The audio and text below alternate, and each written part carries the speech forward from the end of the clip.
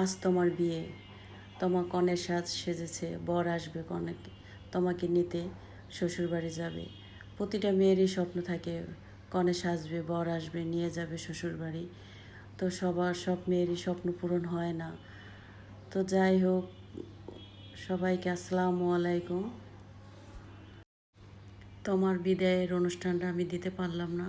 আমি কোনো বিদায়ের অনুষ্ঠান দেখলে আমার খুব কষ্ট হয়, যার জন্য আমি বিদায়ের অনুষ্ঠান দিতে পারিনি।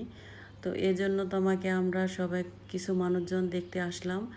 ও কি কীরকম আছে, ও আমাদের দেখে তো খুশিতে আত্মহারা। তো ও অসুস্থ হয়ে পড়েছিল। তা আসার পর আমাদের দেখে খুবই বলতেছে যে মামি তোমাদেরকে দেখে আমার খুবই ভালো লাগছে। তো এটা হলো ওর শ্বশুরবাড়ি। তো ওরে দেখতে আসলাম, ওর খুব ভালো লাগলো। তো দেখতে এসে দেখলাম ওর বাসর ঘরটা খুব সুন্দর করে সাজিয়েছে। আপনাদেরকে দেখাবো, আমার ভিডিওর সাথেই থাকবেন। তো আসলাম, এখন ওদের ঘরে আমরা সবাই ঢুকবো, আত্মীয় স্বজন সবার সাথে দেখা সাক্ষাৎ করব। তো নতুন আত্মীয় স্বজনদের সাথে দেখা করতে, স্বজনদের সাথে দেখা করতে ভালোই লাগে।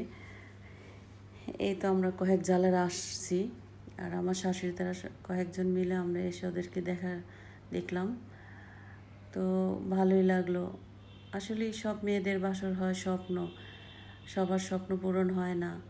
এই হলো আর বাসরঘর। বাসরঘরটা খুব ভালোই লেগেছে, ভালো করে সুন্দর করে সাজিয়েছে। এই ওর শাশুড়ি নেই, তো মা ছাড়া শূন্য ঘর, ননদদের শ্বশুরকে নিয়ে এই অনুষ্ঠান।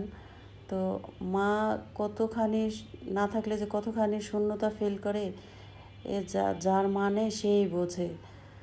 তো আপার জন্য আমার খুবই খারাপ লাগলো। আল্লাহ পাক যেন আপাকে আত্মা শান্তি দেয়, তাকে যেন আল্লাহ পাক ব্যস্ত নসিব করে। এই হলো তোমার বিয়ের অনুষ্ঠান। সবাই